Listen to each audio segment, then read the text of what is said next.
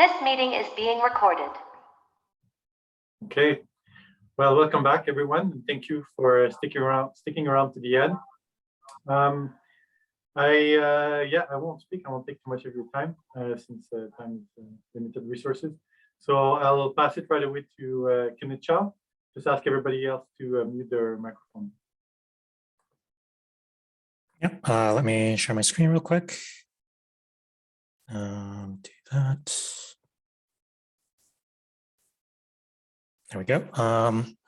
Everything looking good? Just to check once again. Yeah. Perfect. So yeah, thanks everyone for joining us in another session. So my name is Kenneth, and I am with the Canadian Centre for Climate Services of Environment and Climate Change Canada.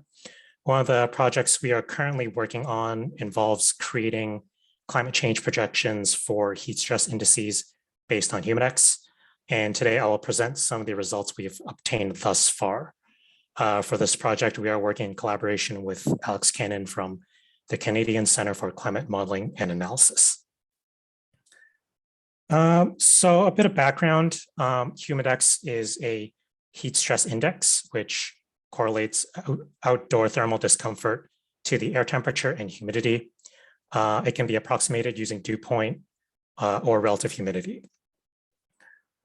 In Canada, meteorological forecasts are usually accompanied by information based on threshold values of Humidex during the warmer seasons. And so, for example, it's recommended that outdoor activities be moderated depending on age and health conditions when Humidex exceeds 30, and that all unnecessary outdoor activities cease completely when it reaches 40.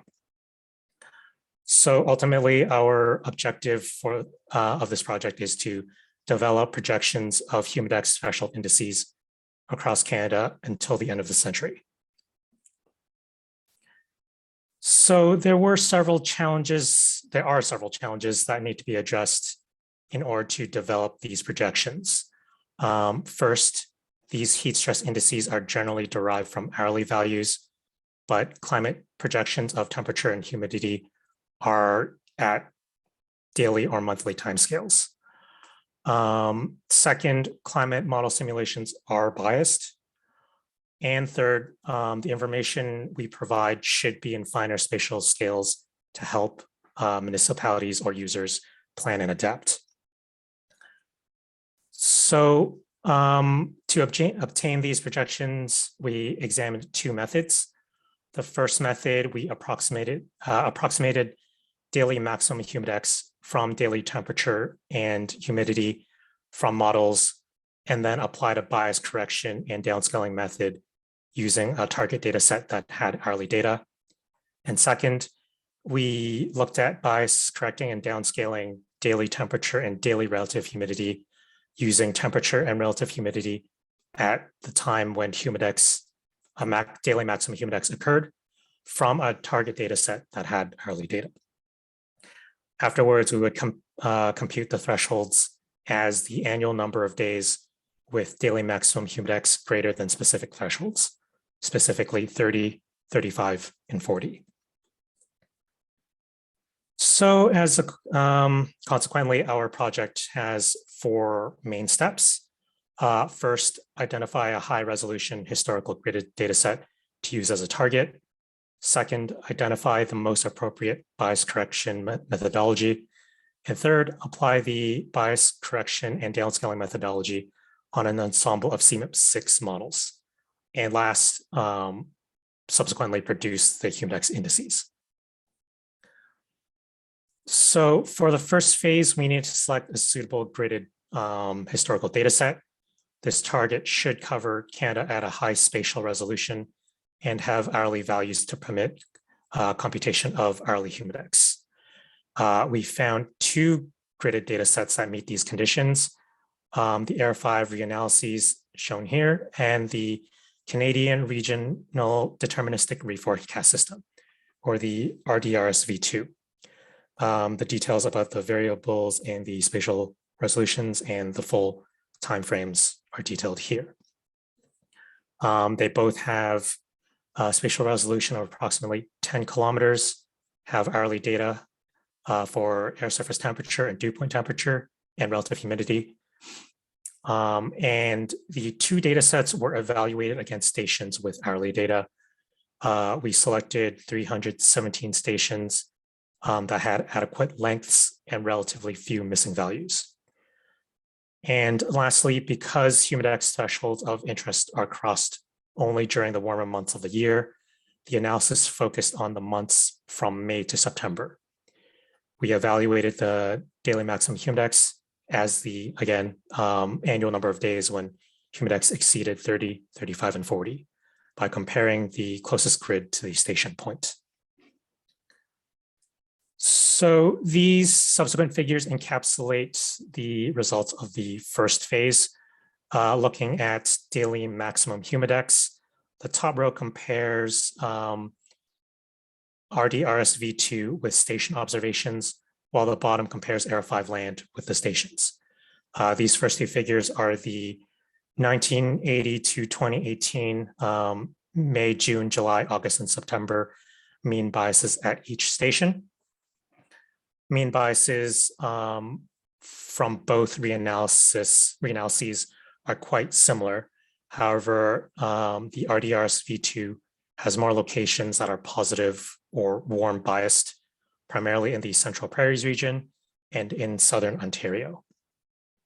In both sets, there are severe cold biases in the Western region because the topographical effects of valleys are not captured well at the 10-kilometer resolution. With the exception of this region, the two data sets have high Pearson correlation coefficients and Perkins matrix with respect to stations. We also looked at these comparisons for the individual variables as well as the three subsequent Humidex indices, and they were analyzed and demonstrated similar results, although Air5 land had slightly better results for the threshold indices. As such, we felt that both were relatively similar in skill, with Air5 being slightly better at reflecting the threshold indices. Now, in the second phase of the project, we looked into identifying the most appropriate bias correction methods. For these methods, we initially looked into three univariate methods: detrended quantile mapping, quantile delta mapping, and BCC AQV2. And we also looked into one multivariate method, some short-term as the MBCN method. For the evaluation, we selected two GCM-RCM pairs listed below, and we bias corrected and downscaled the driving GCMs with these methods using the corresponding RCM as a target. We then examined how well these outputs compared to the target between all the methods. We used 1971 to 2000 as the historical calibration period, and then used 2041 to 2070 as the verification period. For the univariate methods, we bias corrected Humidex directly, whereas for the multivariate method, we bias corrected daily temperature and daily relative humidity. We also tried applying BCC AQV2 on variables themselves separately to see how that performed. Lastly, the initial tests demonstrated that DQM was very similar to other methods and was not examined any further. So here we have some results for the GCM-RCM pairs. These are comparisons between each of the methods for the validation period of 2041 to 2070 for the MJJAS months. These figures here are the Pearson correlation coefficients at each grid cell across Canada. First figure being BCC AQV2 applied on Humidex directly, and the second being applied on variables. As you can see, the spatial patterns are quite similar, but BCC AQV2 on the daily max Humidex has slightly more skill in the Western regions. The next two figures are for QDM and the MPCN respectively. And all four have very similar spatial patterns with the values all ranging between 0.6 to 1. The bottom figures here are the 30-year mean biases with respect to the RCM. Again, all four methods have very similar spatial patterns. The same type of results were also seen with the second model that was evaluated. We also looked at select points to see how the threshold indices performed. This is just one location that we looked at, Toronto. This is the time series graph for days when Humidex exceeded 30. And all the methods, again, behave very similarly and capture the general temporal pattern of the target RCM in black.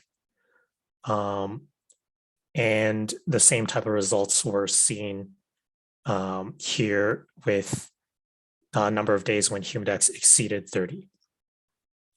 Again,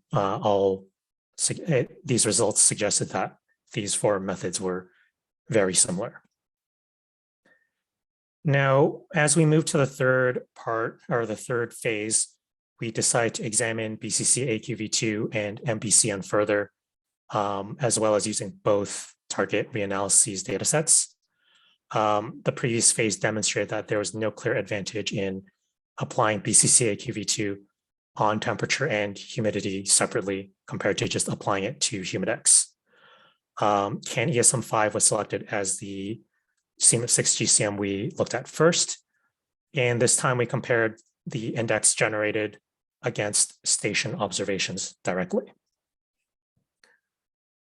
So we applied BCC AQV2 and MBCN on CAN ESM5 using the reanalysis as the targets, and subsequently calculated the number of days when Humidex exceeded 30.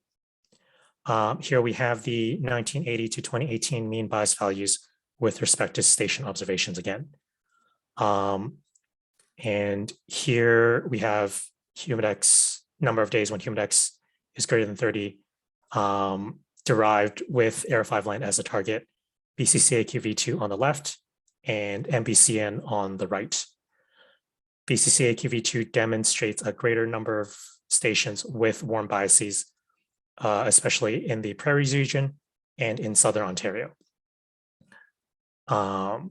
These biases are also present, but much more apparent when the RDRSV2 was used as a target. Out of the four configurations, MBCN with AR5 land as a target resulted in more stations with smaller biases. And the blue patch of stations is still present in the Western region as previously observed. Other tests with the remaining two indices indicated the same type of similar results. We also performed it on another GCM previously used in phase 2, and it demonstrated the similar results as well. So in conclusion, in the first phase, the reanalyses evaluation suggested that the performance of both reanalyses were very similar, but AR5 land performed better at reflecting the threshold indices at stations compared to the other reanalysis dataset. In the second phase, both BCC AQV2 and MBCN performed very similarly with little noticeable differences in skill. And lastly, when comparing downscaled CMOS projection to station observations, using the MBCN method with AR5 land as a target, or as the target, produces results with the least amount of stations with biases. We're currently continuing on with generating outputs using the scheme while also doing QA/QC verification. So thank you for listening, and feel free to reach out if you would like to know more. Questions? Thank you, Kenneth. That was very interesting. Unfortunately, we're a bit behind schedule already, so I will encourage people to pose their question in the chat where you can answer them. And we'll move on right away to the next speaker.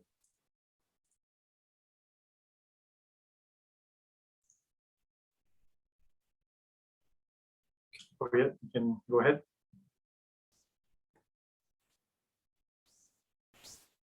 Great. You see my screen? Yeah, very well. Thank you. Okay, great. Hello, everyone. I'm Priya from the Canadian Center for Climate Services, and I'll be talking to you about the application of feature weather file in building performance simulation. First of all, I would like to thank Jeremy Fike and Trevor Murdoch for their help and guidance with this project, as well as Stephen Sobey from the Pacific Climate Impact Consortium for providing technical support and weather data. So in this presentation, I'll be giving a quick introduction to weather files that are commonly used in building performance simulation, and then follow that with two sets of feature weather files developed by Pacific Climate Impacts Consortium and the National Research Council of Canada. And finally wrap that with building energy simulation results of two reference building models for 5 different cities across Canada. So if you look at the National Energy Code of Canada for buildings, NECB, the table you see at the right bottom corner, it's a common approach to use heating degree days below 18 degrees to establish climate zones for all constructions. And climate zones dictate many of the energy efficiency measures that buildings must include, and they're especially relevant to the building envelope. So for example, buildings located in higher climate zones, such as climate zone 8, will need to use more insulation levels when compared to other climate zones, such as climate zone 4. However, you can see that because of climate change, it is projected that there will be a shift happening in the future. So not only we're going to see the shift of climate zone 8 and 7 becoming climate zone 5 and 6, but we might even need to add new zones to this classifications. For example, climate zone 3 for heating degree days below 2000. So yeah, some of our work at the Canadian Centre for Climate Services is to develop this kind of map information to help building designers make better decisions and account for a changing climate. So current building energy simulation tools are used at various stages of the design process to ensure building code compliance or to determine the size of HVAC systems, or even to assess the effects of various design strategies on the overall building performance. And here's just some quick background. For building energy simulation, we often require a building file and a weather file to run. And building files have information on geometry inputs such as window to wall ratio, building envelope and insulation levels, or non-geometry inputs such as building type, occupancy information, or schedules. But here we're going to focus on the weather file, which is simply a CSV file that stores a series of climate parameters, and it's extremely important when it comes to running the simulation. Weather files provide hourly resolution data for 1 year, but they're not an actual year, and they're rather created by statistically selecting typical months from different historical records across a multi-year period. And that's why they're often referred to as typical meteorological year or TMY as well. In the selection process, there's also various weighing that are applied to the meteorological parameters. And in the table, you can see the last column shows the weighing that's used for the Canadian TMY files. Higher weighing are applied to dry bulb temperature as well as total global solar radiation. So as of now, there are 3 sets of CWAC files available for Canada. And as I mentioned, CWAC files are considered the primary source of TMY files that are used by the engineering community. And the table on the right shows the contributing year to each month, which can change between each CWAC iteration.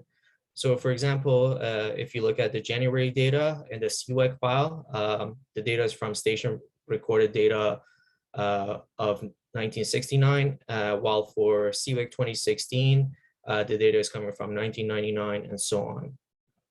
So it's really important to know which one of these files you're using, even for the historical period. As you see, there's a difference in heating degree days for each period is different. 1959 to 1989 has a different heating degree days compared to 1998 to 2014. And this can result in different loads when running building energy simulation.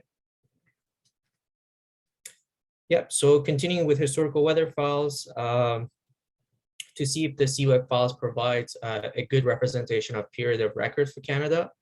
We ran building energy simulation for Toronto, and we used the CWIC file for the period of 1998 to 2016, and also an actual recorded years of the same period.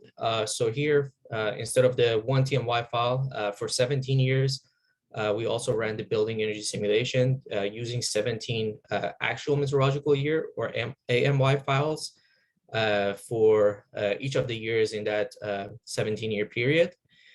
Next, we ran the simulation for 17 synthetic weather files that was developed for each of the years by interpolating the daily maximum and minimum temperatures from a downscale GCM model. And you can see the results on the right for heating and cooling loads. The results were very similar when using different weather files.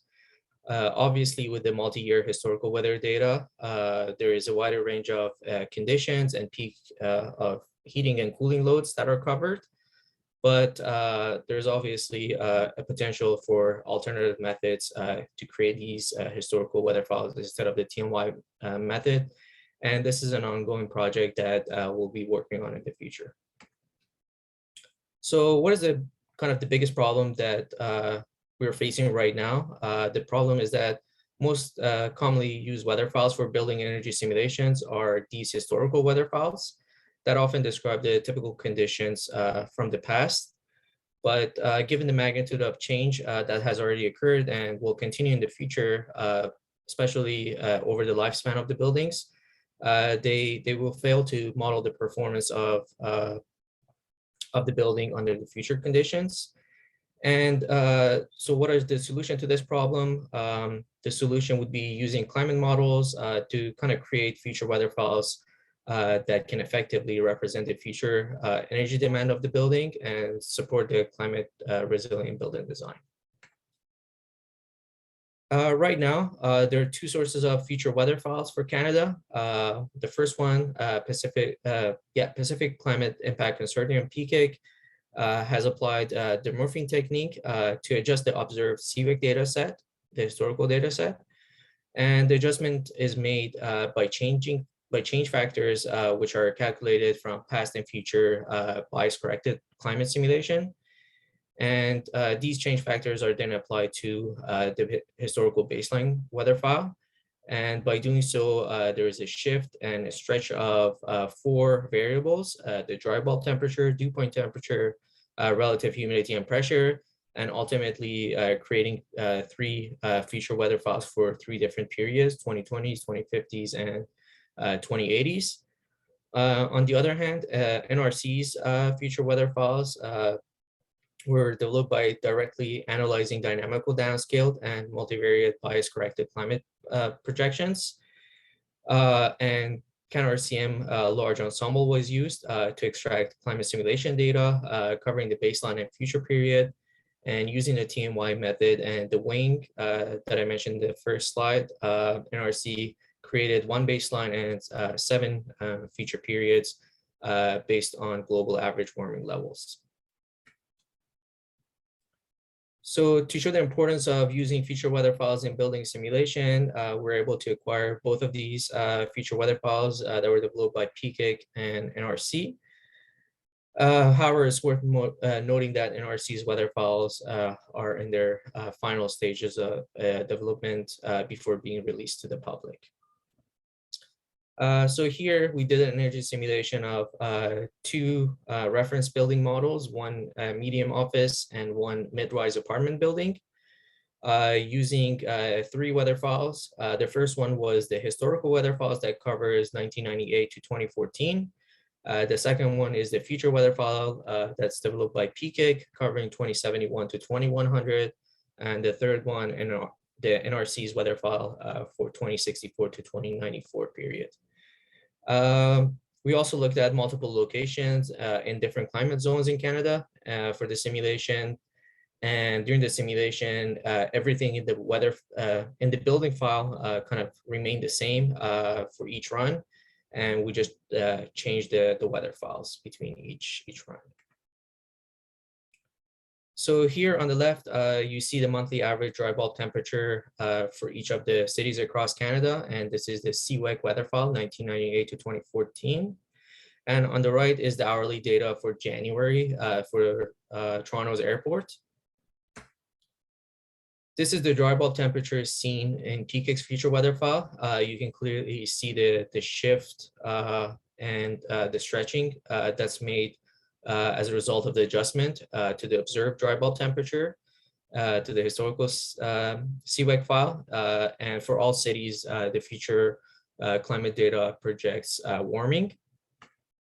And the third one is NRC's weather file. And because there is a difference in the methods and the climate models that's used and the lack of reliance on the historical weather file, we can see that the temperature profile is completely different from the historical weather files and PKIC's future weather file. So why should we use future weather files? Obviously, because this will help account for the shift that we'll see in the heating and cooling loads in the future. As you see here, using PKIC's future weather files for building energy simulation of the apartment and the office building, we can see a large decrease in heating load across all cities. But obviously the decrease is not uniform across the country, and it depends on the building location, the climate zone that they're located in, as well as the building itself, the typology of the building. The red colors represent the runs that we did with the historical weather files, and the lighter red color is for the same building simulation using the future weather files. On the other hand, you can see that in terms of cooling loads, we can see that there is an increase in cooling loads for both buildings, again, across all locations by the end of the century. So yeah, this is extremely important because the results of these energy models are often used to inform the design of HVAC systems, or kind of to determine the effects of different design strategies on the overall building performance.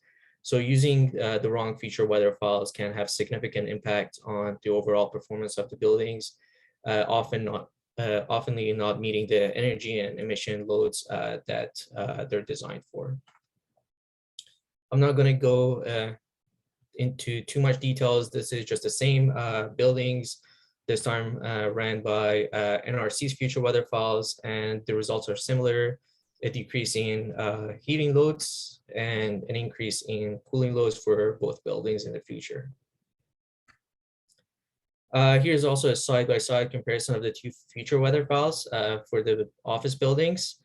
It looks like there is the increase in cooling load is relatively the same when both future weather files are used, but there is a reduction in heating loads when PKIC weather files compared to NRC. Again, NRC's weather files are still in the development process, and this might change in the future after some QC. Finally, another reason to use future weather files is kind of to assess occupants' indoor thermal comfort. Let's see if this video plays. So yeah, this video just on the left shows the change in mean radiant temperature that happens in the office model. And that shows the top floor for a 24-hour period, again, dividing it to five zones. So if the simulation was ran using historical weather files, the number of hours in a year that the HVAC system serving these zones couldn't maintain space set points would be something like this. And overall, these numbers are not too bad, considering that the acceptable range is a threshold of 200 or 300, depending on the standards that is followed for comfort levels. But if a future weather file for, I guess, the current period is used, we can see that there is a reduction in comfort level and an increase in the unmet number of cooling hours. And this follows to increase as we move to 2080s in the future. Again, this is still acceptable under the 200 and 300 threshold levels, but this building is designed to have HVAC systems, and other studies have shown that buildings without any mechanical cooling systems usually run into problems if there are not simulating using future weather files. Quick summary, building design needs need to take into account climate change. You can find more information at climatedata.ca. Buildings module, historical weather files are commonly used for heating and cooling loads. I guess I'm running out of time, but climate zone classification as well as heating and cooling loads will change considerably in the future, and buildings will become less comfortable if they're designed using historical weather files. Thank you. Thank you, Korea. Unfortunately, we don't have time for questions, but if anybody has questions for Korea, please put them in the chat. We're going to move right away to our next speaker, Mustafa. So please go ahead.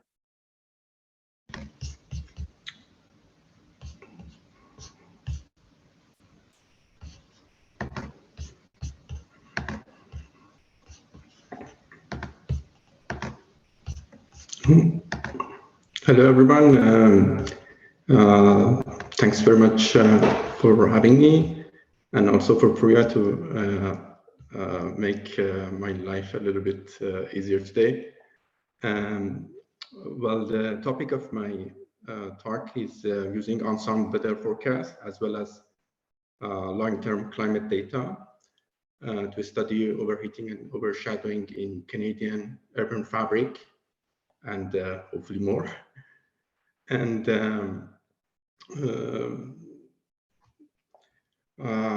also this work is done with the help of Parisa.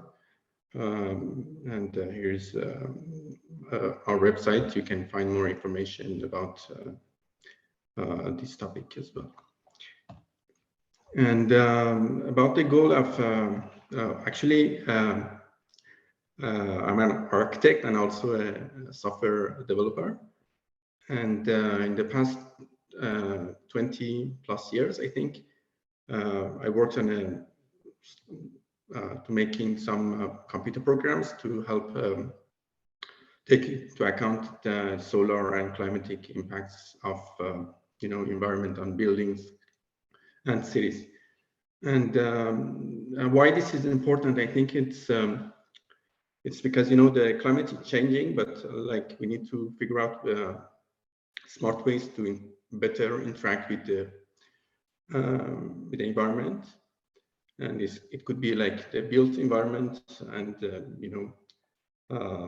living environment. All those things matter, and sometimes finding the right solution it's not that difficult, but it's best to consider these things early on in the process. And I would say the audience of this type of analysis could be architects, urban designers, landscape architects. It could also be the developers, municipalities, and even the end users, even if you want to buy a house, something, it really does matter, how the building interacts with the climate and solar exposure. And some of these solutions, I would say, are like, it could be achieved by resizing transparent surfaces in different directions, or by changing the layouts of building volumes and open spaces. So it doesn't, cost you anything. And why we don't use that? That's the question. That's the question I would like you to answer. And it's also sometimes possible to better use of trees, which orientation we put them. It does matter actually, and even more. And to start, I think when you want to start like any design, it's important to take into account the path of the sun, which is changing obviously during the day, and it also changes during different months of the year. And it's also very important to figure out initial location that where the desirable and undesirable solar radiation impacts could be, and then also the shadings could also be desirable or undesirable. And so this graph shows like the blue areas, which are desirable radiation, the sunny days that the temperature is actually pretty low, and the red ones on top, like these areas, are the times that we have a very high temperature and very high solar radiation.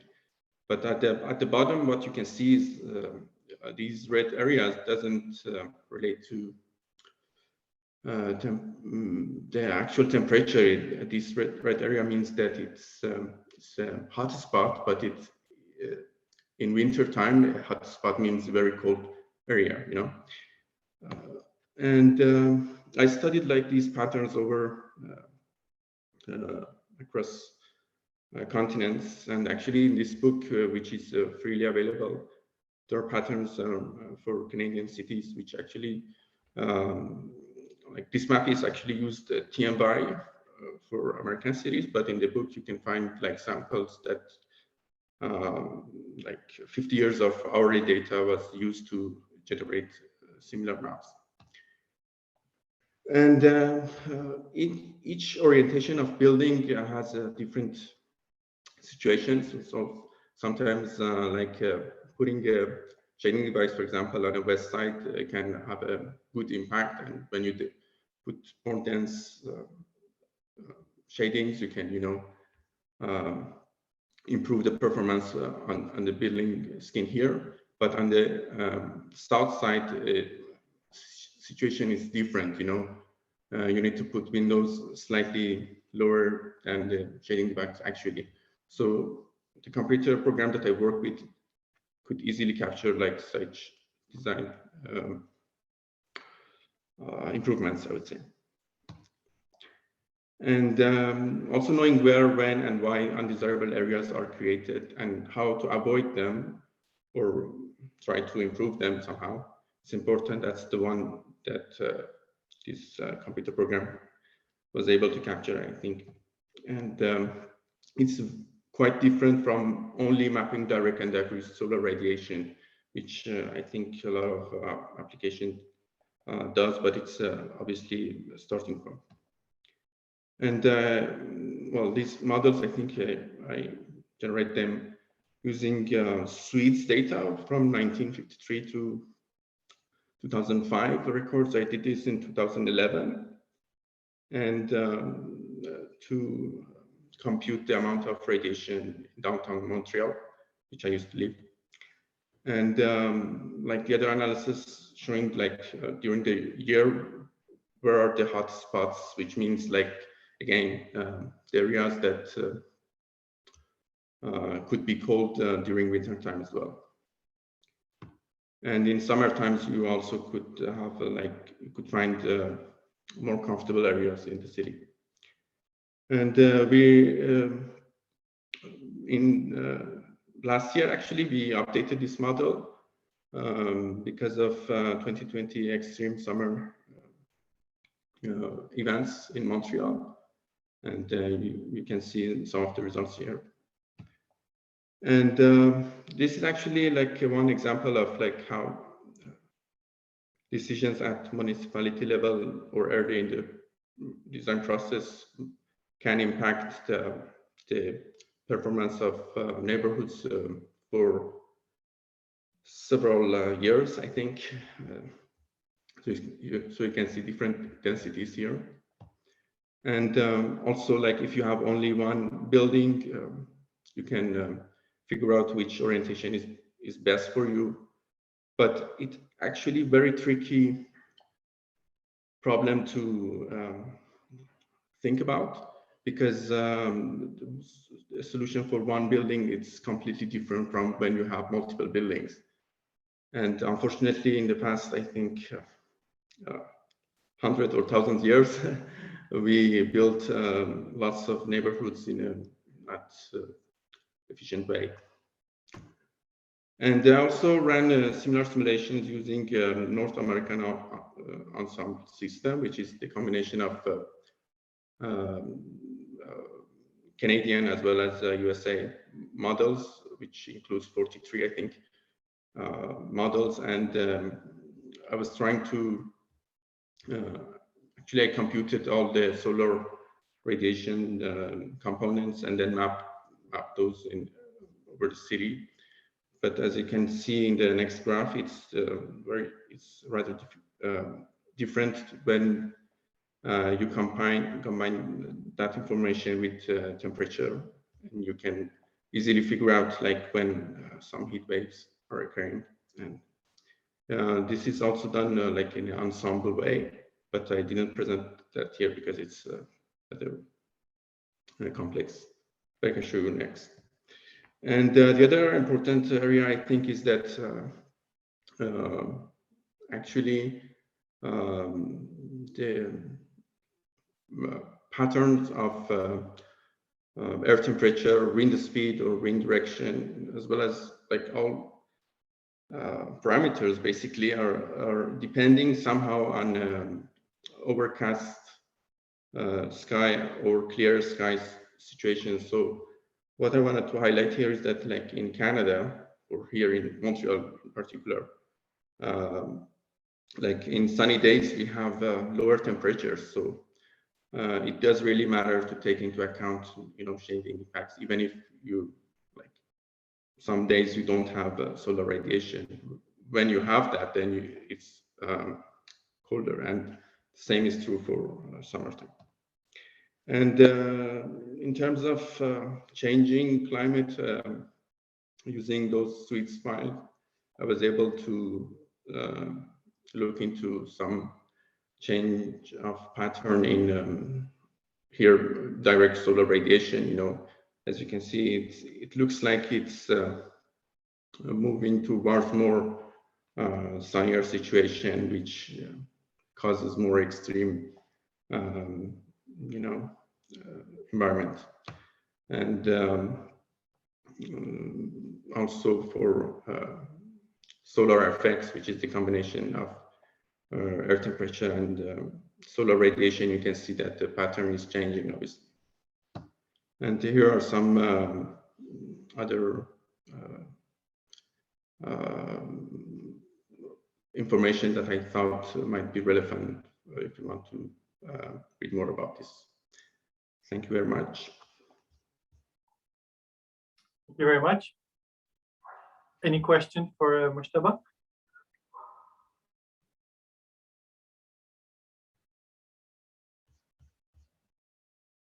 I have a good question. So,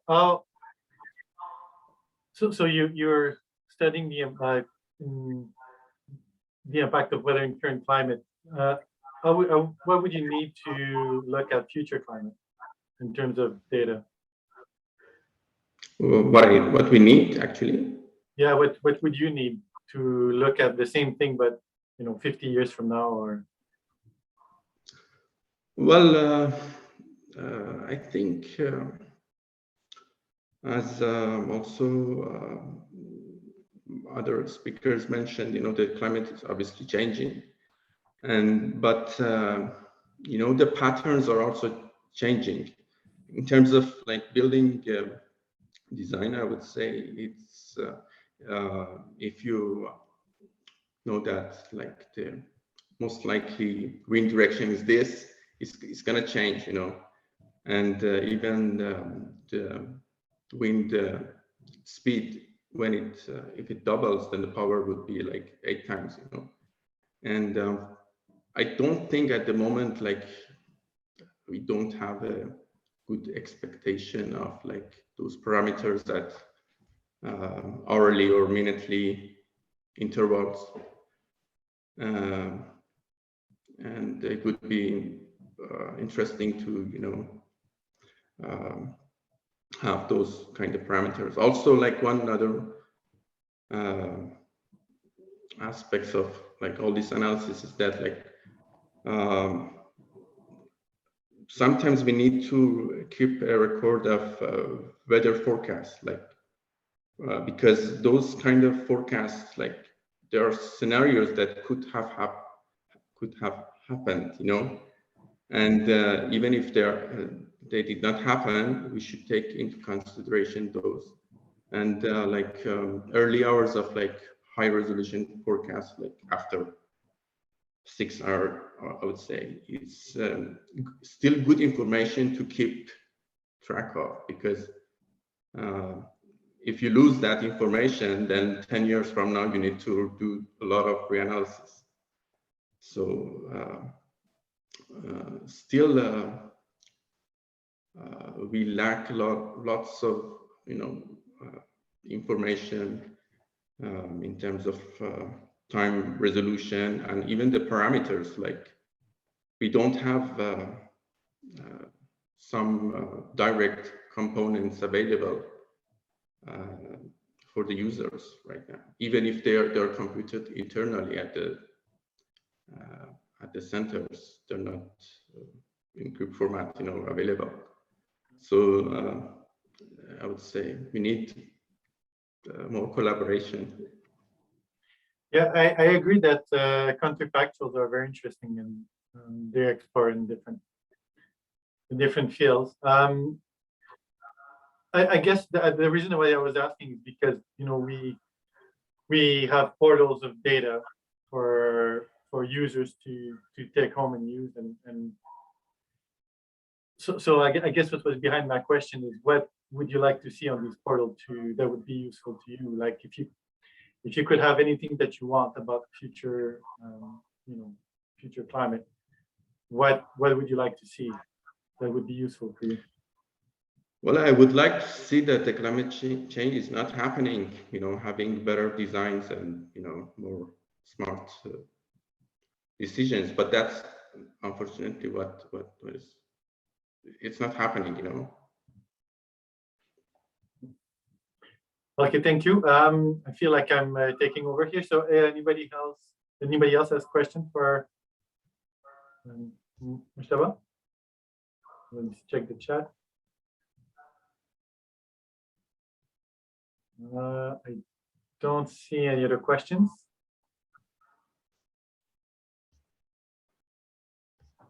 Okay, thank you. Thank you very much. Thank you. So I see that there was a bit of a, you know, jump in the agenda. So we had 25 minutes for this talk instead of the usual 15 minutes. So I was told I cannot start the next talk right away. So we have 5 minutes. So if anybody has questions for the previous speakers who didn't have time to take questions.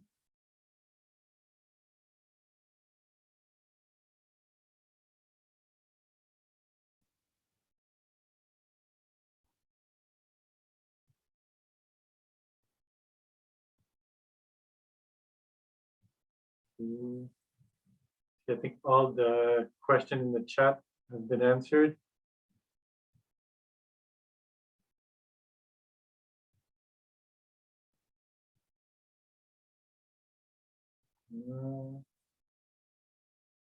I see Trevor was suggesting that Korea looked at Nelson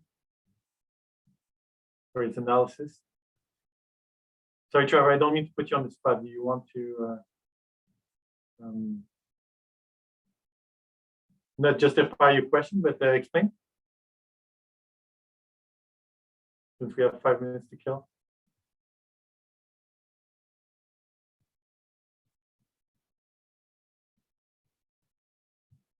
I'll take that as a no.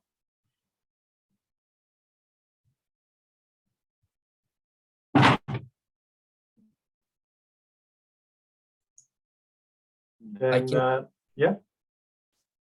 No, I was just going to say, yeah, no, we just recently received NRC's weather files, and there's still some kind of building energy simulations that we definitely have to do.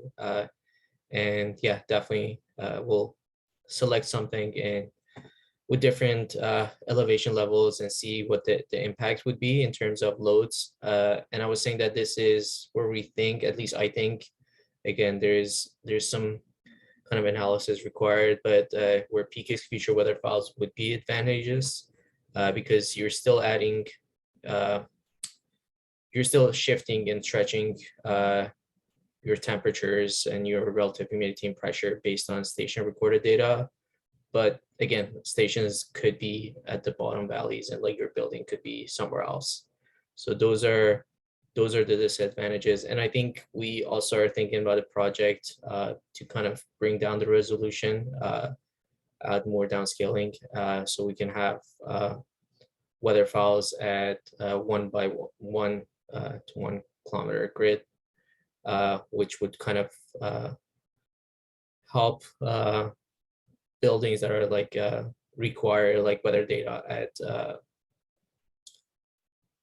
high resolution data at local levels. So those are definitely some of the projects that we've had the discussion in our team, and I think we'll definitely be working on them in the future.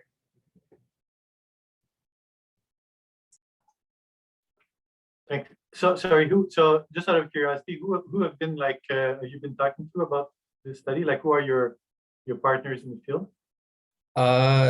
So from our team, Trevor and Jeremy, and we've been working with Stefan Sobey from PKIC.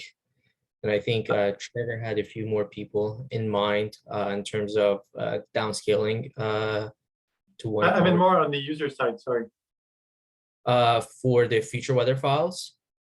No, for like the application on buildings and building designs, and like, have you been talking to, I don't know, engineers or that was the kind of what we initially did in terms of like the climatedata.ca's buildings module. There was a user engagement done, and if you go to the buildings module, there are a few case studies that discuss different buildings that are in BC.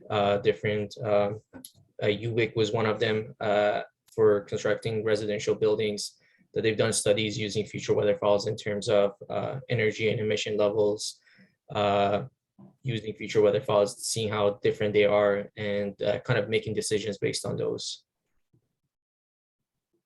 Okay, thanks. Yeah.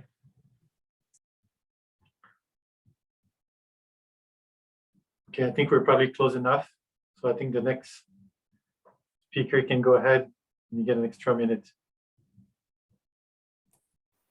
Great, I'll just get set up here.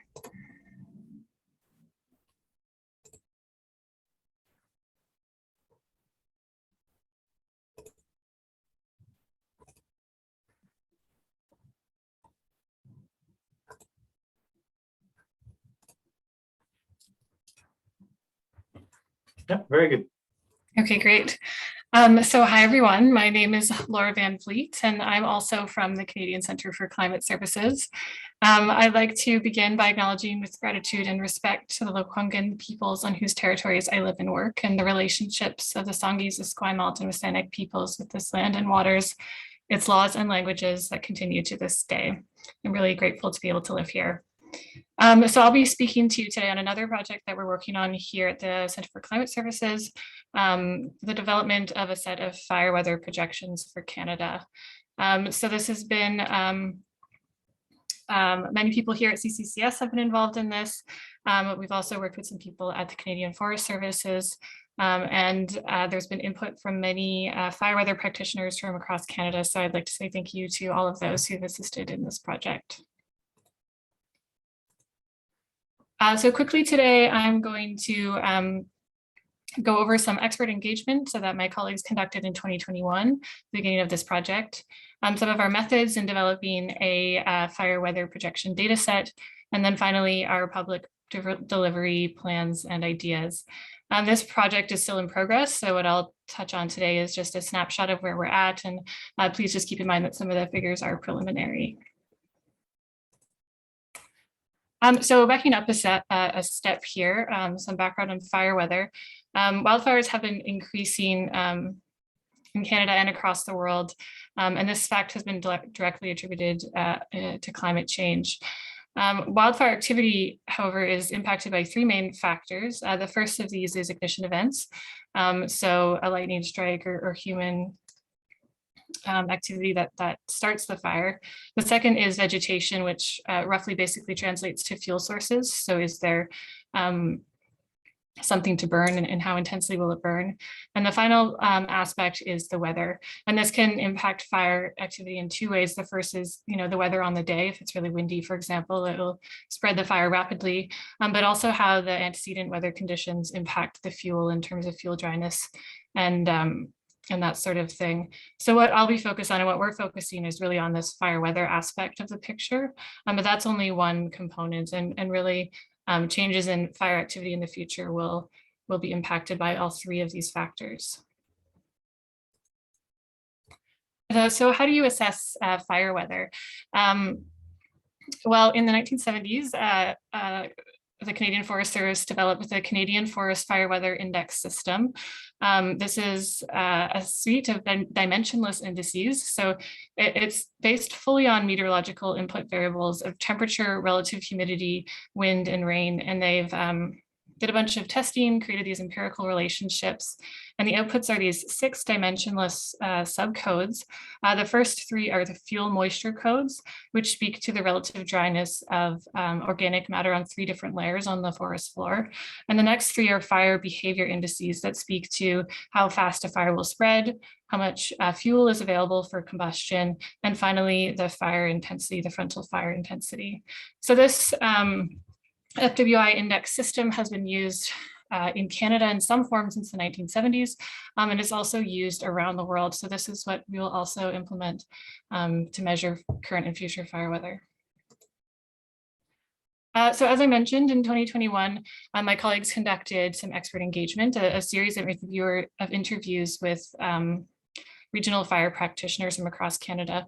And one of the outcomes of this engagement was simply that, no surprise, Canada is really big and there's a wide diversity of wildfire types, the resources available, and the responses in terms of planning and suppression. And this is something that, a challenge that we have to consider in the development of our final product.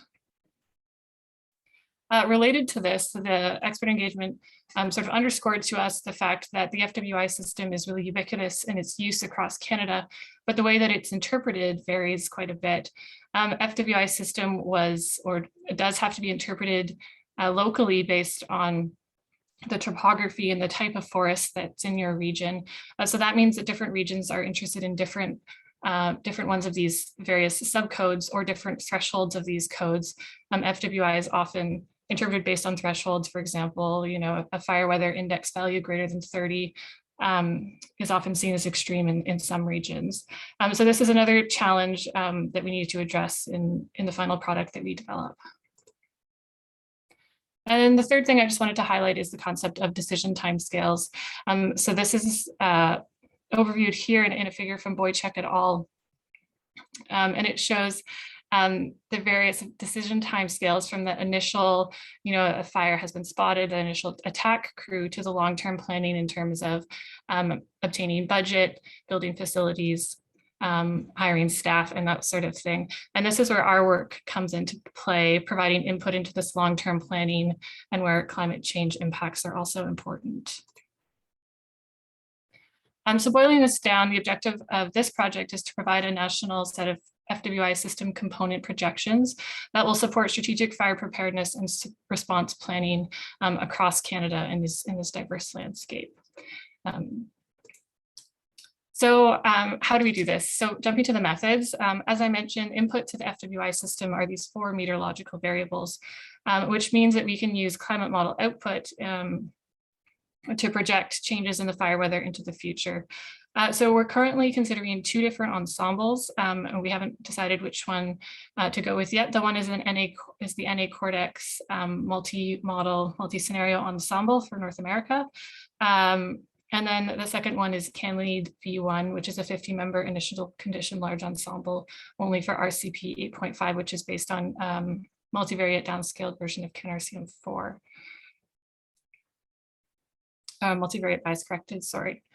So taking the 4 required input meteorological variables from these climate models, we input them into the FWI system of calculations, this empirical set of calculations that was developed in the 1970s, and were output with gridded projections of the FWI system components to 2100, gridded FWI of these 6 subcodes. And so these results that I'm showing here is the MJJAS, so approximately the fire season mean FWI in the reference period. On the far left, this is for the Cortex multi-model median, and then the changes in the ensemble across the 21st century. And you can see that there are increases projected in fire weather, no surprise, by the end of the 21st century. But while you know, these relative changes might be interesting to us, there does exist still quite a bit of bias between the model output FWI and observations.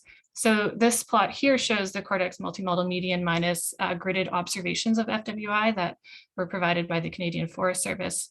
And you can see that in some areas, there's some pretty substantial differences in FWI comparing the model to the observations. And particularly because FWI system components are often interpreted based on thresholds, this will make the results difficult to interpret for the users who are used to seeing, you know, much different values, like these threshold-based values, and now might see different values because of the systematic biases. So to deal with this, we decided to translate the gridded information to station-based information using statistical bias correction to station-based observations. So doing quantile delta mapping to these station-based observations, we obtained a data set of FWI observations from the Canadian Forest Service. And we have about 900 stations that have reasonably complete summer fire season data.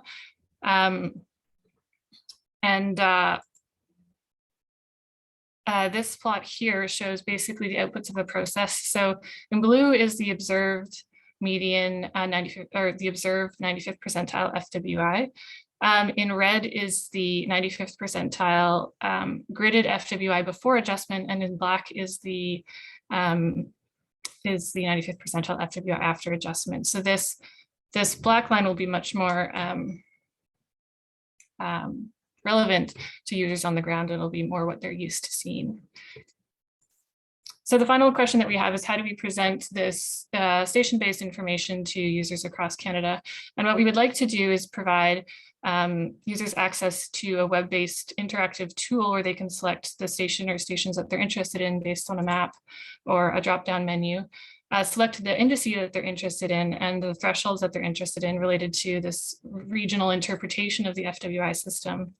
Once they've made this selection, they'll see a few relevant figures for that station, and then also be able to download some summary statistics. So this is the part that we're still working on. You know, how do we best visualize this information? So, you know, one way to do it is just to show some time series with an example of which I'm showing you here. Also can show some changes in distributions. So this plot compares historical to future FWI, or compare different RCPs. Or, you know, we can show changes in fire danger ratings. So in this plot, we've grouped fire weather into the frequency that it falls into these danger rating bins. And I like this plot because it shows not only changes in frequency in these bins, but also the increase in the fire season length over time.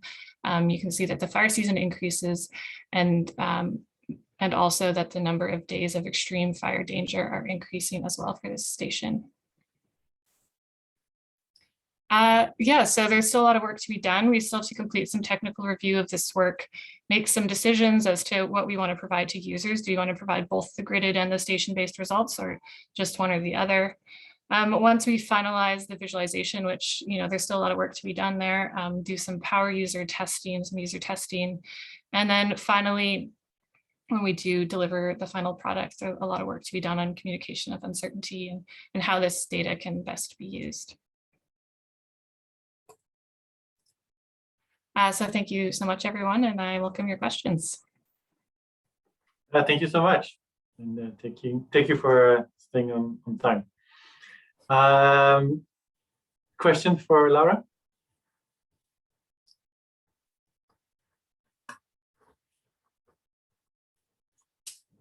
And maybe while we wait for questions, I'll ask one.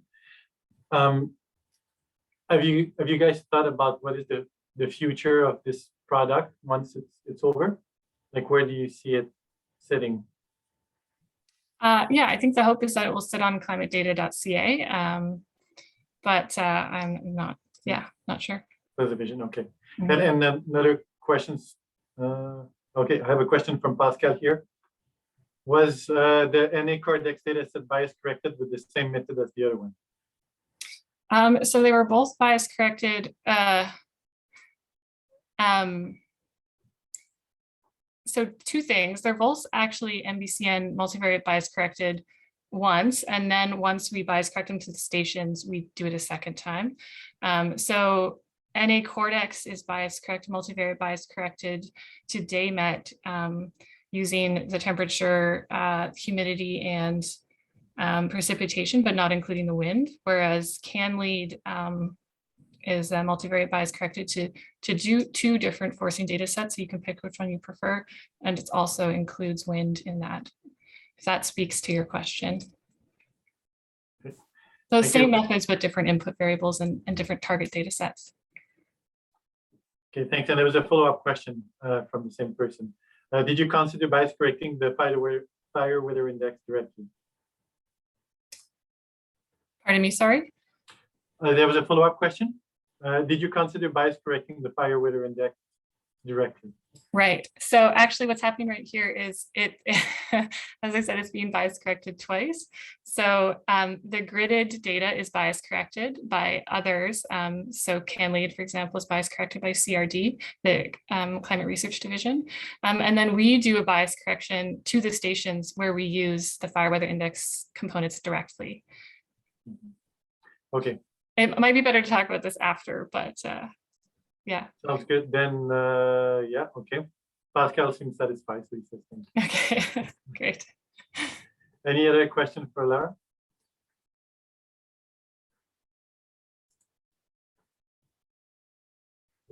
There were 2 minutes, so I'll use my prerogative to ask another question. You mentioned the different timescales at the beginning, and there was a seasonal in there. Was there an interest for a seasonal forecast at all? Not from our, not for this project, no. From the users, Yeah. yes, I think there is an interest in seasonal forecasts, and I think actually that NRCan does have a seasonal forecast right now, but I can't speak to it at all. I don't really know much about it. Okay, thanks. Okay, so if there are no other questions, then maybe we can move on to the next speaker. Thank you, Lara. Thank you. Okay. Just going to bring up the presentation here.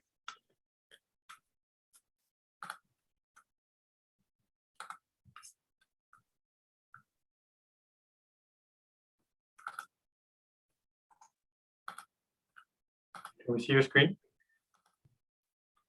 Yep. Can you guys see it? Yeah, very well. Perfect. Go ahead. Okay. Can you guys still see it good? Yep. Perfect. Okay, so mine's a little bit different from climate relations. Mine is more severe weather related. So I'm going to be going over a study that we completed in 2020 called Worth the Risk, How Large Outdoor Event Attendees Obtain, Perceive, and Respond to Severe Thunderstorm Information in a Southwestern Ontario County. So this was actually part of my undergrad thesis that I did at Laurier, and it was supervised by Dr. Scott Slocum. So I'm very thankful for that. So first, we're going to go into just a little timeline of the presentation.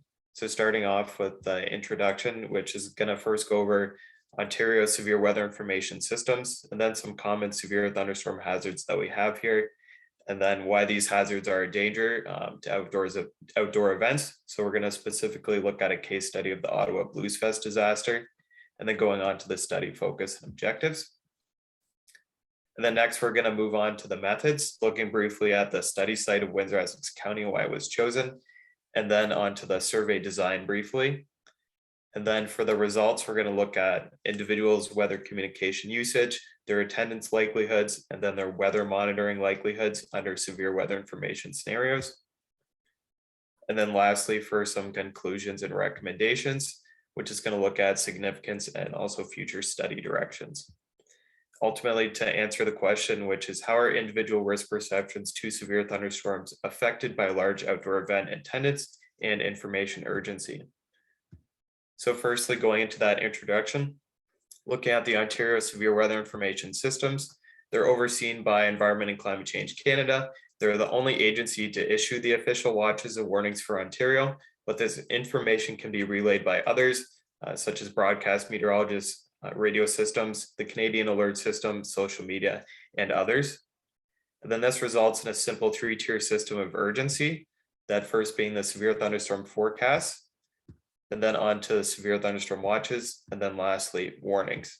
And each one of these presents an increase in urgency to the end users. So some of the common hazards in Ontario are firstly being lightning, specifically cloud to ground lightning, which can be a high danger to people outdoors due to unpredictability. And then on to severe straight line winds, those being over 90 kilometers an hour. And then hail greater than 2.5 centimeters or 1 inch. And then torrential rain that can sometimes lead to flash flooding. And then rarely tornadoes can occur here as well. They can be rare, but they are highly dangerous. So why is heeding the severe weather information important for large groups outdoors? This is because studies have shown and multiple events have shown that injuries and even deaths have occurred at large outdoor public events from severe weather hazard exposure. And a case study here is the Ottawa Blues Fest disaster, if anyone remembers that from 2011.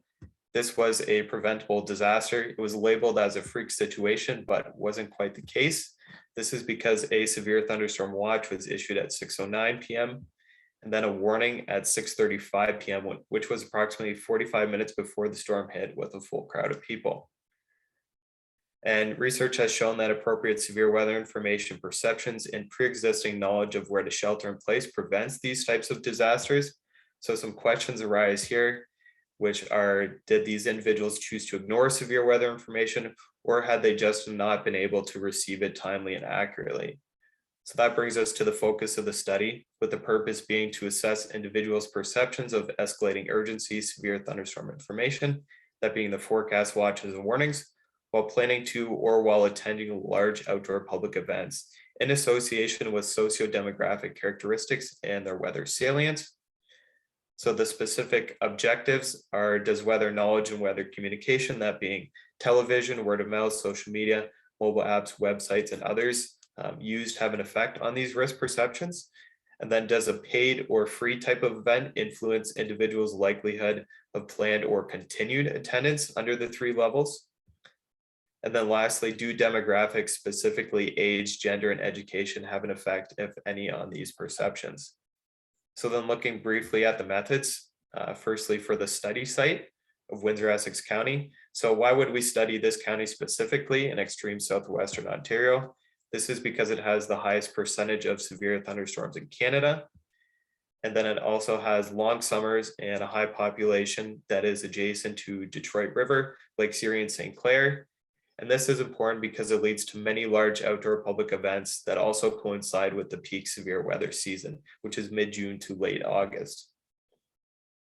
So for the survey design, it was created on Qualtrics, it was online due to the pandemic, and it was distributed via links and QR codes through social media. There was a 3-month completion period for it, and we had around 160 participants. So firstly, we use closed-ended, namely Likert scale questions and open-ended text questions. As you can see on the right, that was how one of the questions was set up. So these closed-ended ones looked at socio-demographic characteristics, and then individuals' likelihood to attend or continue attending an event under 3 levels of severe weather information scenarios using a time frame of their attendance. And we also looked at that difference between a free or paid type of event. And then also individuals' weather communication media usage. And then for open-ended text, we looked at severe thunderstorm watch and warning differentiations, influencing factors on attendance, and then also personal accounts of event organizers or Environment Canada severe weather updates or provisioning of the protective actions for individuals. So for the results, firstly, looking at individuals' weather communication usage, they indicated that mobile apps were the most common, and this has been shown with other recent literature as well. This was followed by websites such as AccuWeather and Environment Canada. And then radio and TV networks were the least used. This has also been shown as a recent trend as well. And then the social media usage was actually similar from occasionally to never. It was pretty even across the board. This was likely due to demographic effects of age differences on social media usage. And word of mouth was used sparingly by individuals in these situations. So looking at the planned event attendance for free and paid admission events, you can see the differences on the right. And ultimately, both showed an inverse relationship between planned attendance likelihoods. They decreased as the severe thunderstorm urgency also increased. So from those forecasts all the way up to the warnings. And then there were also similar likelihoods for both of these types of events, but more individuals indicated that they would attend paid events over a free event, even under a warning. There was an exception here where many were not sure whether to attend a paid over a free admission event under severe thunderstorm warnings, and that's in the green. And this was likely due to an event interest, and the paid events likely having a higher interest factor. So for the continued event attendance, there was also a similar inverse relationship shown where continued attendance likelihoods also decreased with that urgency. And there were approximately 25% that indicated that they were not sure whether to continue attending under severe thunderstorm warning. And then also continued attendance likely under forecasted storms and then severe thunderstorm watches. This is likely because it's less urgent and they have a lower probability of impact at that point of being impacted by a storm. And then there were almost 10% of individuals that indicated that they would definitely continue attendance under a warning. This is something that we're still looking into as that can be a worrisome trend. And then for weather monitoring tendencies, we found that likelihoods increased with increasing severe thunderstorm information urgency. So the likelihood to check the weather, such as a mobile app or listen to the radio or even use others as well.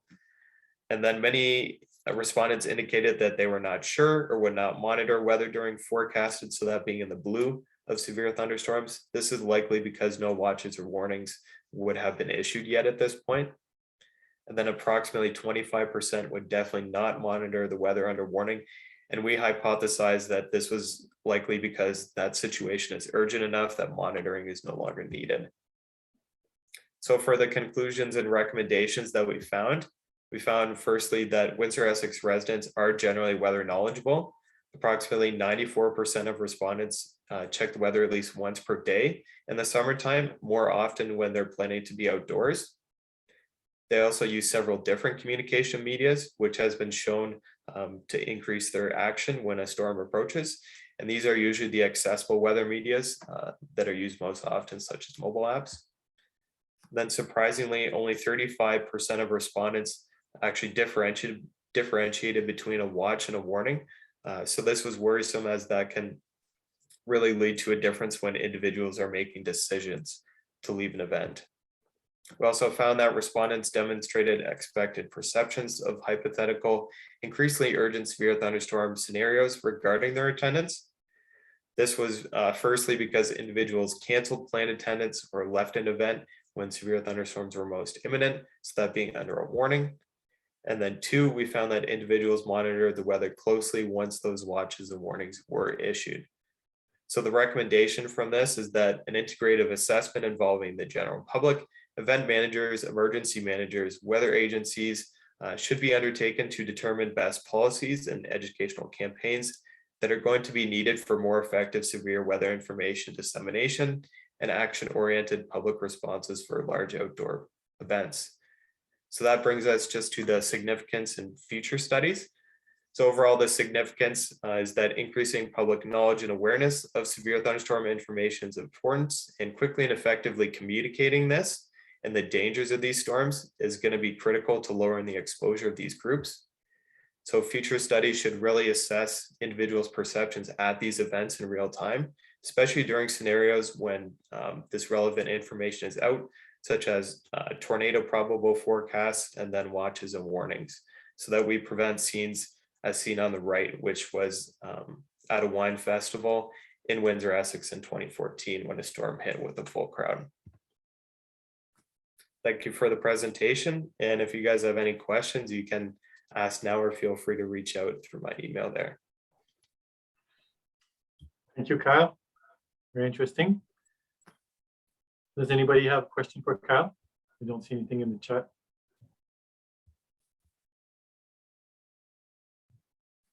While people think about it, I'll ask one.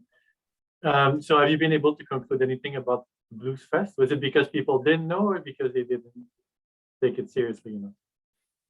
Yeah, we did do some looking into that. I couldn't provide it in the presentation just for time's sake. But it was ultimately because people had seen the warnings, but they were more interested in that event. So that was a situational factor where they didn't know if they were going to get a refund if they had left and the event did get canceled. Yeah. So that's something that we're working with Environment Canada now to kind of put in a policy that's ultimately going to have, if severe thunderstorms are approaching, if there's a watch and a warning, individuals are automatically going to get a refund because of that. So they don't have to worry about sticking around through the storm. Okay, thanks. Very interesting. I have a question here in the chat. Well, many questions in the chat. I'll take the first one. Do you feel that even there is confusion between watch and warning, it changes the results of your survey? Yeah, that is a possibility. We hadn't looked too much into it yet. The analysis is still ongoing. But it is a worrisome trend as there were only 35% that did make that difference. And that really is critical when you are making a decision. So a lot of individuals had put a warning as they would define it as what a watch would usually be, so that it's not that imminent. There aren't going to be storms that are coming up right away. But this was also in a hypothetical scenario. So that's why having that real life scenario, seeing how people are perceiving those warnings along with what they're actually seeing is going to help a lot. And I think we have time for the last question from Matt. As lightning is not part of any warning criteria for thunderstorm, have you looked at anything in relation to study how people react to hearing thunder or seeing lightning? Yeah, that's a great question, actually. The research that I'm doing now is actually looking at that. So it's specifically for environmental cues and how individuals are perceiving those. So even a storm at a distance, if you can hear thunder, you are in danger, as most people know. But it's ultimately seeing how the public actually perceives that and uses those environmental cues to make decisions, especially when they're outdoors. Okay, thank you. Yep. Anything about the result versus the popularity of the band? Sorry, what was the question again? That's it. Any result, a result of function of the popularity of the band? Yeah, so there were in the open-ended text, we had asked a little bit of that to kind of dig in. But the popularity is something that individuals had indicated they would want to stay longer because of that. Yeah. That's totally surprising. Okay, thank you so much. I will move on to the last speaker. So Deborah, if you could share your screen. Yes, good afternoon. Can you hear Good me afternoon. okay? Yeah, we can see you. Wonderful. I'm going to share my screen and then I am going to turn my camera off only because I'm having some bandwidth issues. And I think you'd rather hear me clearly than see me clearly. Yeah, I think that's correct.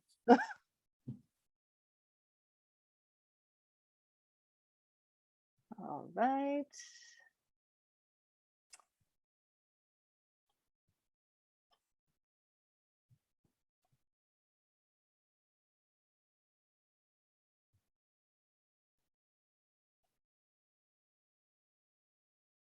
Oops.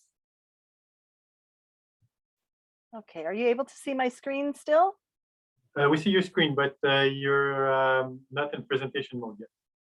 Why not? Oh, okay.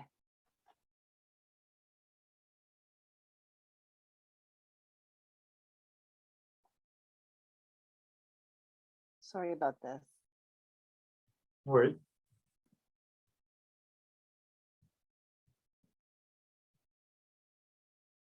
I was prepared to come at 3 o'clock Ontario time. So you can tell my day maybe hasn't been the best.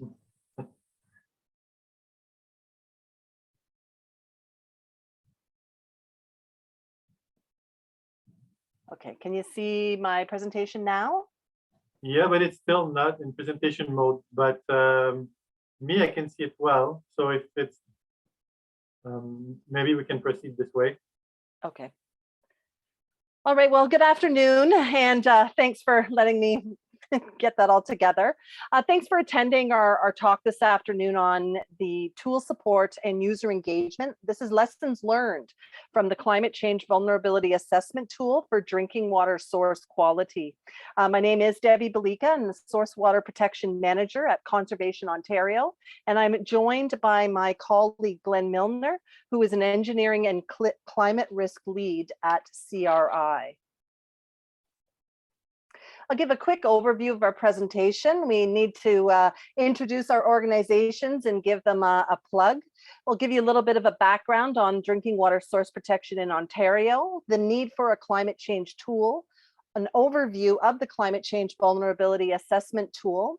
We'll talk a little bit about climate data in the support of the tool, training that we've done with municipalities and different experts and lessons learned.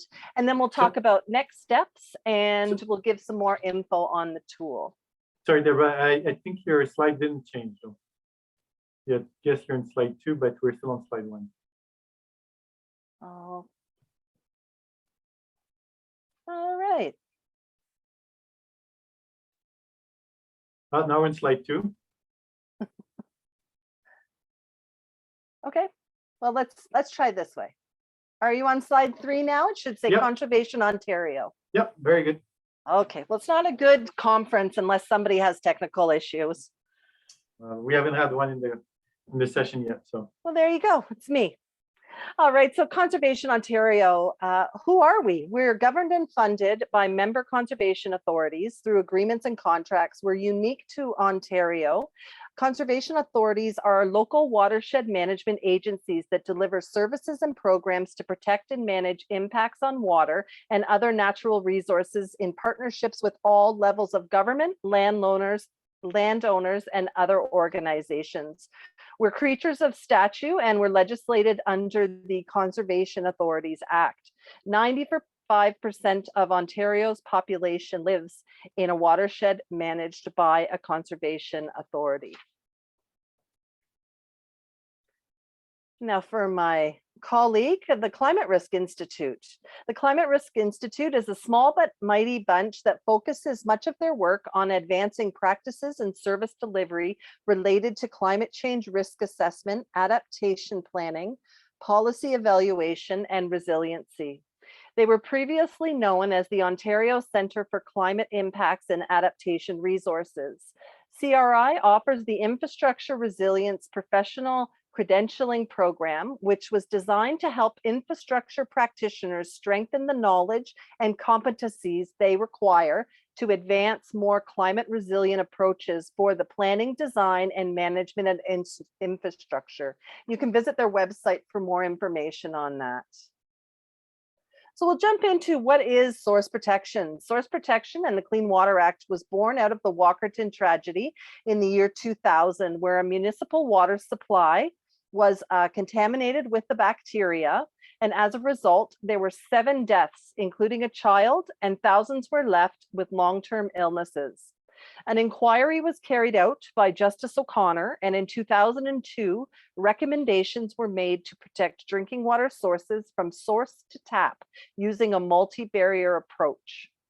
The purpose of the Clean Water Act is to protect existing and future sources of drinking water from contamination and also depletion. The Drinking Water Source Protection Program is governed by the Clean Water Act, but includes multi-stakeholder, collaborative, locally driven processes to protect municipal drinking water sources. Municipalities may bring in other systems, which are non-municipal drinking water systems, and First Nations have the option to join. Recently, the Ministry of Environment, Conservation and Parks released a best practices for source water protection for drinking water systems that are currently not covered under the Clean Water Act, which is a voluntary program.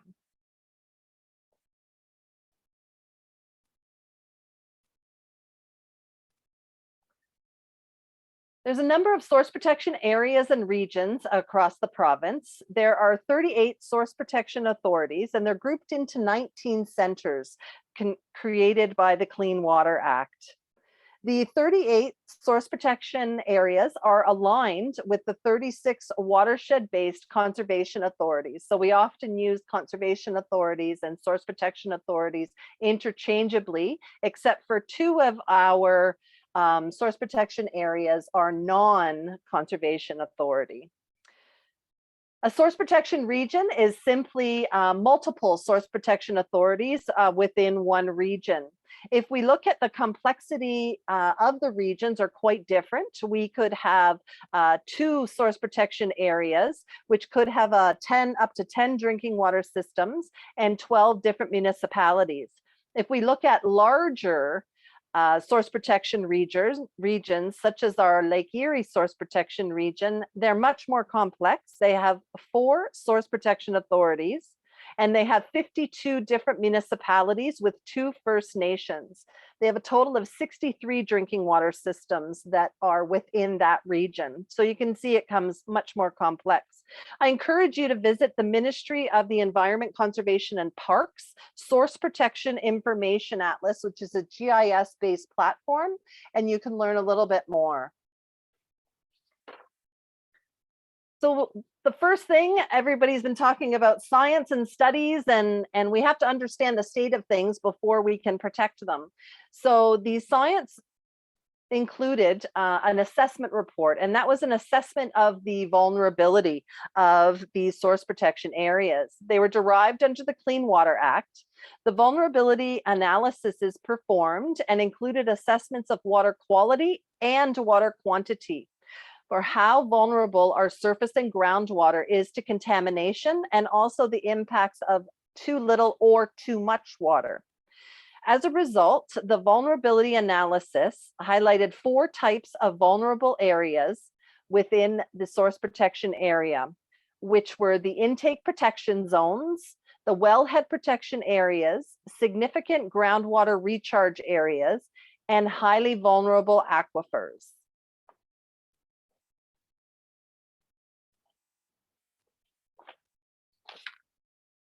And the next step was to further analyze what the vulnerability risk is within those vulnerable zones by determining the vulnerability scores. You can see the 2 images. The top one is the lake intake protection zone, and the bottom is the wellhead protection area. The vulnerability scoring included items such as area characteristics like land percentage, land cover, soil type, permeability, slope, rainfall, transport pathways.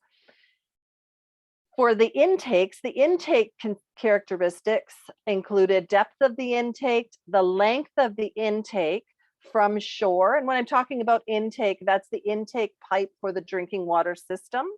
And were there any history of water quality concerns?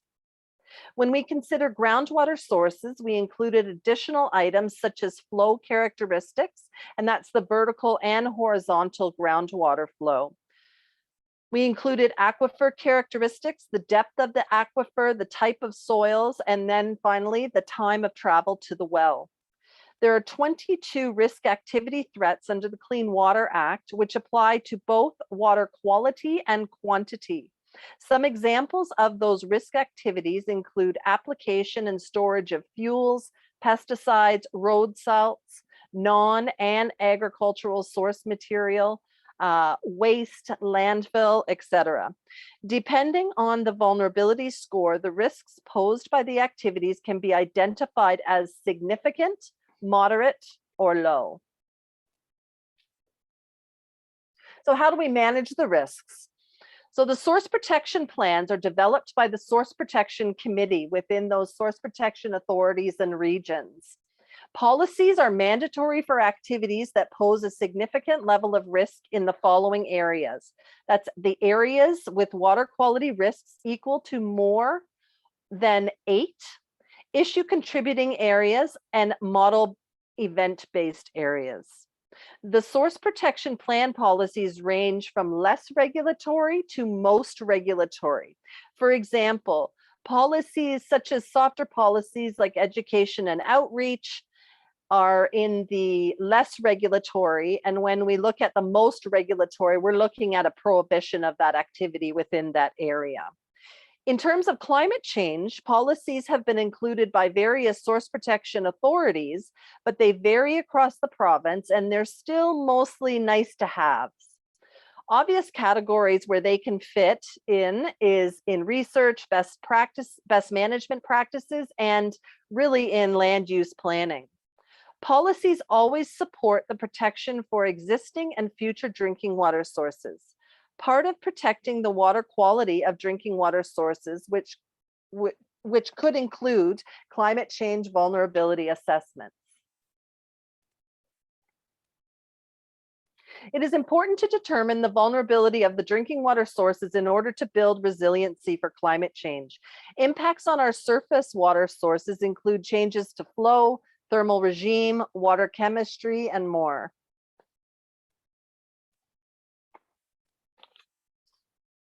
And although out of sight, our groundwater sources are also impacted by climate change and include both water quantity and quality. Shallow and unconfined aquifers are more vulnerable to contamination. There is a potential contamination for increased precipitation and frequency, resulting in more runoff and more infiltration. And then on the other side, water quantity could be affected by episodes of drought and less infiltration. In order to determine the vulnerability of our surface and groundwater sources, water quality, the climate change vulnerability assessment tool for drinking water source quality can be used to identify the vulnerability. The purpose of the tool is to provide science-based guidance to municipalities, source protection authorities, and source protection committees on how to conduct a climate change vulnerability assessment for drinking water quality. The assessment tool is the first of its kind in the province of Ontario. I'm going to turn it over to my colleague, Glenn. Great, thanks, Deb. This was quite a collaborative approach to developing this tool. It involved several different folks and groups. The first of which was a steering committee, which comprised conservation authorities, the government of Ontario, as well as Engineers Canada, based on their experience in risk assessment frameworks such as the PIVC protocol. It involved a series of academic experts, specifically from the perspective of climate science and water quality, which is quite a complex kind of sphere. So recommending resources, literature, and approaches for factoring in climate indicators that are relevant. And finally, the project team that was comprised of practitioners from source protection authorities, as well as staff from the Ontario Climate Consortium, which is the Toronto and Region Conservation Authority now, to develop this tool. Next one, Deb. The timelines itself evolved quite significantly from scoping in kind of 2017 and 2018 to developing a first version of the tool in Microsoft Excel as a series of worksheets, as well as a substantive guidance document to walk through not only the approach, but also the assumptions, the indicators and the data that goes into this tool. From about 2018 through 2019, there was quite a lot of focus to pilot the tool in different jurisdictions and different drinking water systems. And since that time, the focus has really pivoted to engaging and training the folks that need to be aware of this tool and to use this through different scales and different systems. So we applied the framework through the Intergovernmental Panel on Climate Change in the context of how they define climate change vulnerability. So a function of how exposed a drinking water system is to climate change, how sensitive that system may be to derived possible impact, as well as how the adaptive capacity of the system and in the face of climate impacts and changes. So for example, is it redundant in the actual systems itself, or is it relying on only one major intake or one major pipe? Next one. I just wanted to walk through the actual logic and components of the tool before we wrap up pretty quickly here. So this is kind of what it looks like at a high level, the highest level possible. So a user begins by kind of looking at the extent to which they're exposed across a watershed, sub-watershed, to various climate indices and parameters. And we point them to specifically the climate portals that are available nationally, as well as Ontario. And we do so deliberately to ensure that this is flexible. And as those portals are updated, this can then rely upon the latest data as well. We did select climate indicators that are specifically relevant to water quality and the impacts associated with climate change on drinking water systems. And you can see those 10 indicators listed there. And each of those are described in the guidance document behind the tool. But once a user has assessed the exposure of the system across a bigger scale, the watershed, it can then evaluate the sensitivity of the drinking water system itself. So things like age and condition of the system, looking for, I'd say, local specific data to inform how sensitive or the sensitivity of the actual assets are. And then from there, they can review possible climate change impacts and add some information and details to the actual approach, and then continue on and define and characterize the adaptive capacity and ultimate vulnerability associated with climate change. The last step associated with the tool is integrating that information into drinking water source water quality risk from a policy perspective under the Clean Water Act. So it's that so what as it relates to policy. So I won't spend much more time on climate data, but we do recommend the use of portals that are already available. And we recommend specific climate indicators to assess from a trend perspective. So for example, are we looking at increases or decreases or more or less the same? And why does that matter from a water quality impact perspective? And we recommend those such as climatedata.ca and the Ontario Climate Data Portal for use. So just the last two slides are around the challenges and opportunities of engagement and training and our lessons learned around the use of this tool. It's a very, I think, important tool. It's filling a critical gap across the province of Ontario from a water quality and drinking water perspective. I think there's been engagement challenges from the perspective of the complexity of the information that needs to go into it and the level of intuitiveness of it being in Excel. So we've found quite a few people trained across the province, but there are lots of opportunities for additional engagement. And there's, of course, needs for maintaining the tool and curating data, for example, to do some trend analysis to inform this work.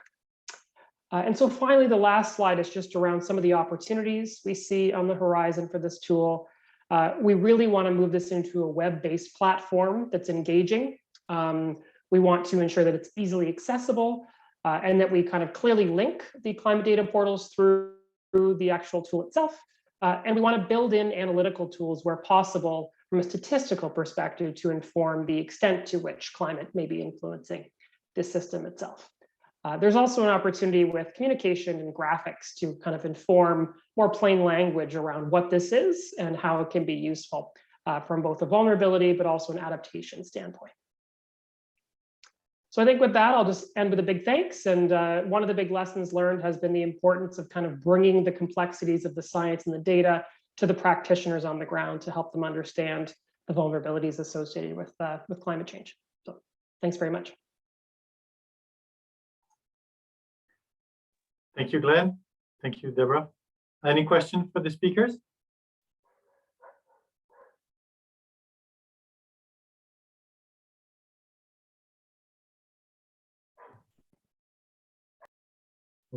Okay. And in that case, it's a wrap. I'll just thank everyone to stick with us till the end of CMOS. And I don't know if Elaine or Carrie have anything else to say. No, it would just be thank you as well. So thanks to all the presenters today. Shame it was the last day and people are sort of running out of steam, but I think we've done a good job. yeah, thank you all to everybody who's presented. That was a fantastic session. On that note, I'll let you all go either to dinner or whatever else. Thank you again, and see you next year. You. Thank you.